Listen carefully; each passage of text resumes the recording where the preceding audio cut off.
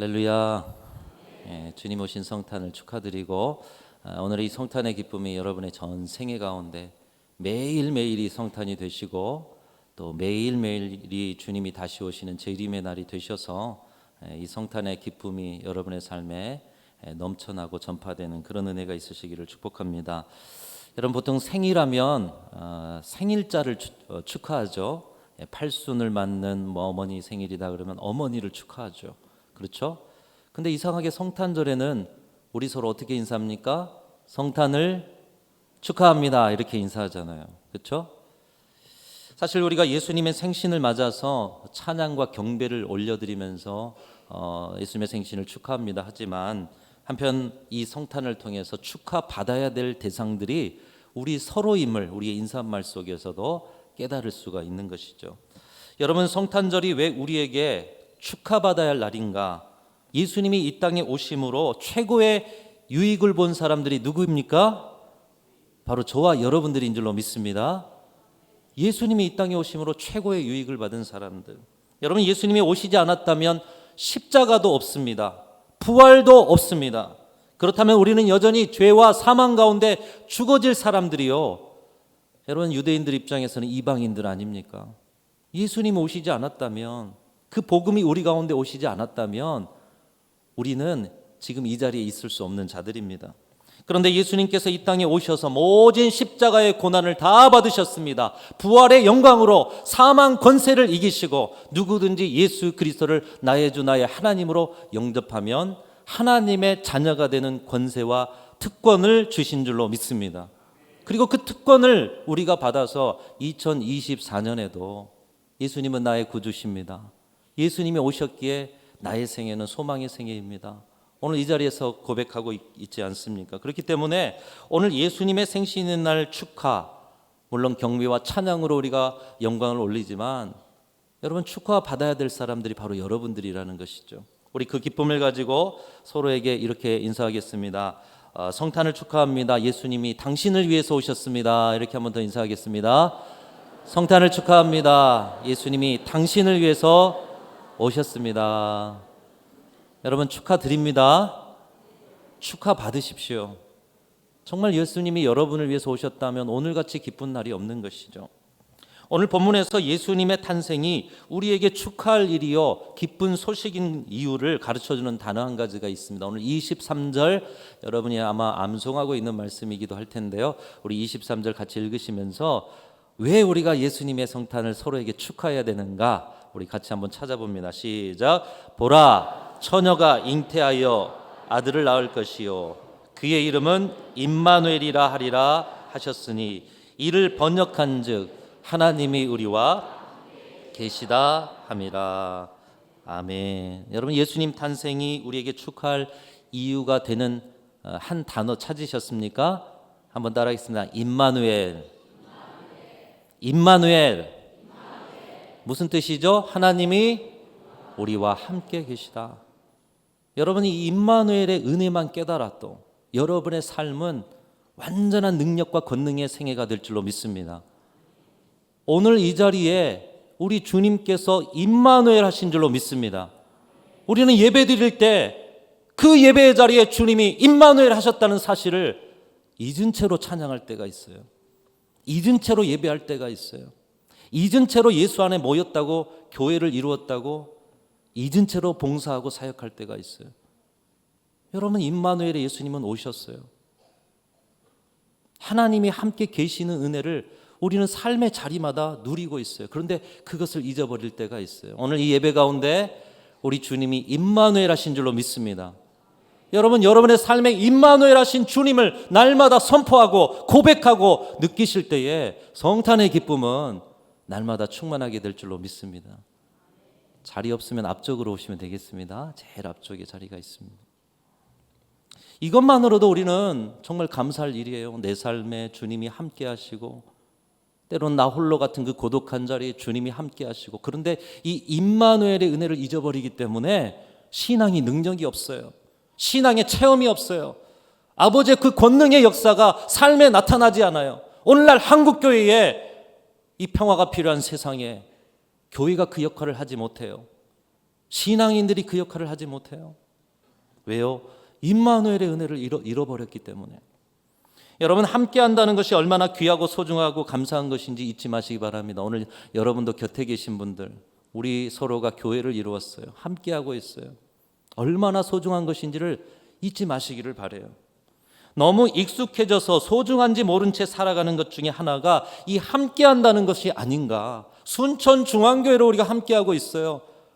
근데 순천중앙교회로 함께 한다라는 이 기쁨과 은혜를 잊어버릴 때가 얼마나 많습니까? 오늘 특별히 유아 세례가 있습니다.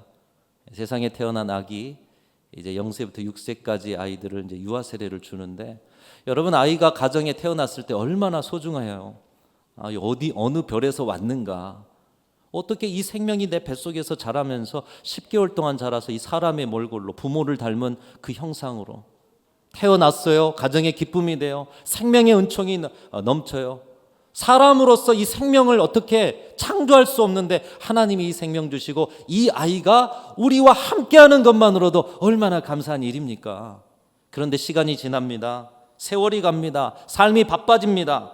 함께 살아가는 것이 익숙해집니다. 그러다 보니 내게 주신 자녀 함께하고 있다는 것이 별반 기쁨이 없어요.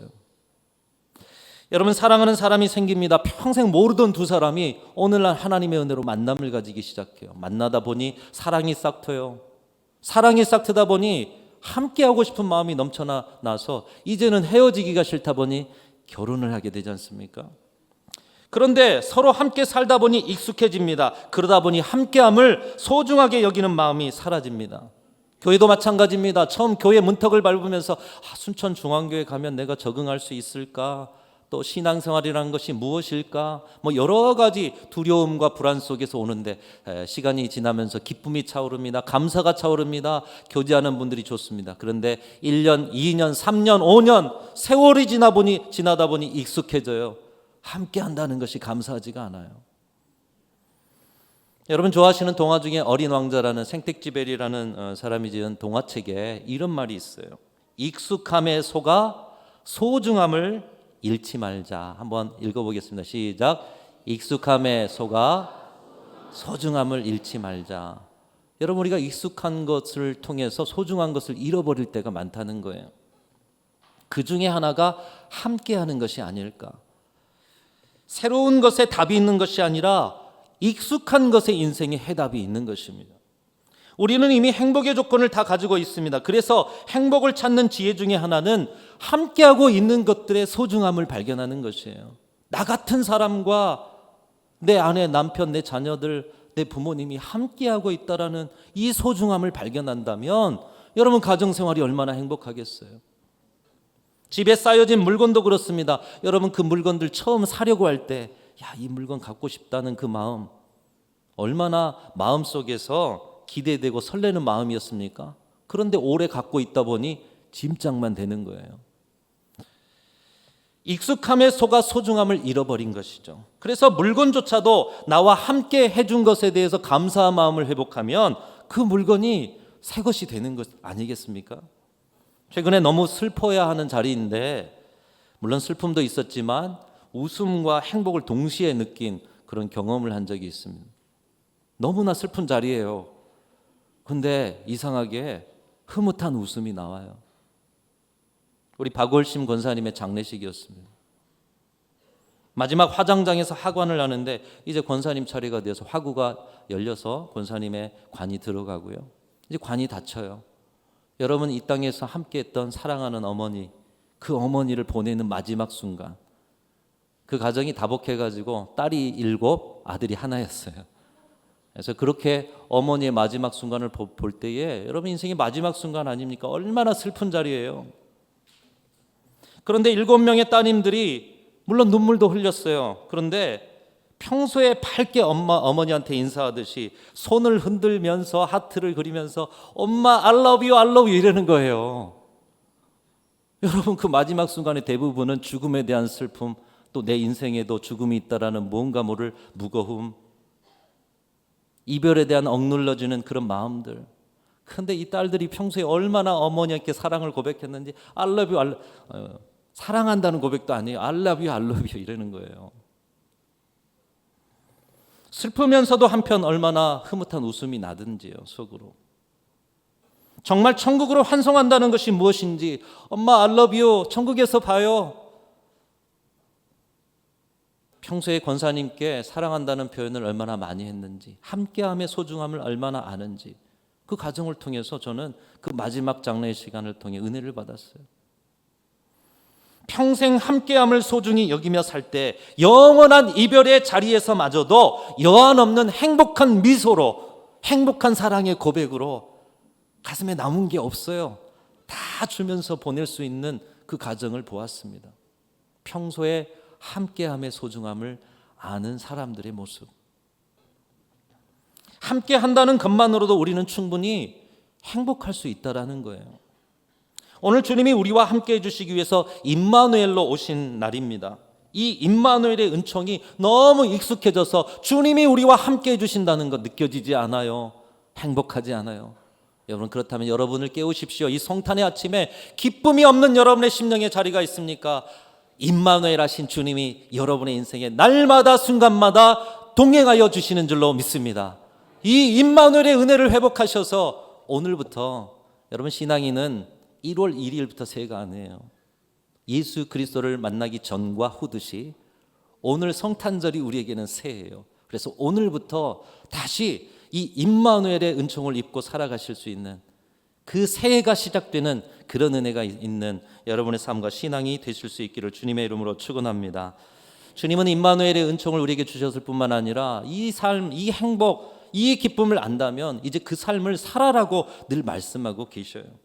오늘 장로님 기도하셨듯이 평화가 깨진 우리 대한민국에 주님이 임마누엘 하신 은혜만 우리가 나누며 산다면, 여러분, 한국교회와 성도들, 저 지도자들의 그룹 속에, 직장 생활 속에 믿는 자들이 얼마나 많습니까? 이 믿는 자들이 임마누엘의 은총만 나누며 살 수 있다면 대한민국이 평화가 깨질 리가 있어요. 세상에서 가장 약한 존재인 아기로 오신 주님, 세상에서 가장 낮은 자리 말구 위에 누이신 예수님, 왜 그렇게 오셨어요? 모든 자들에게 임마누엘 하시기 위해서.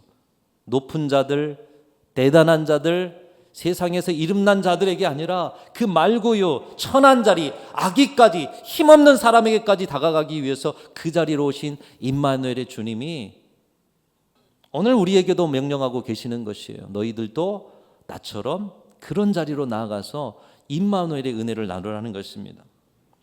우리가 그 임마누엘의 삶을 살아라는 주님의 명령을 어떻게 살아야 될지 이현주 목사님이란 분의 시를 통해서 살펴보고자 합니다.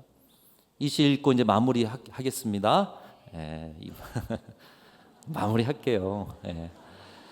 그렇군요. 우리 교회학교 학생들이 저랑 함께하니까 좋지 않습니까? 설교를 해도 이 의미를 깊이 좀 이해했으면 좋겠는데 우리 아이들의 눈높이가 또 있죠. 자, 마지막입니다. 그래서 이현주라는 목사님께서 시를 이제 지으셨는데 자신을 예수님의 옷으로 비유했어요.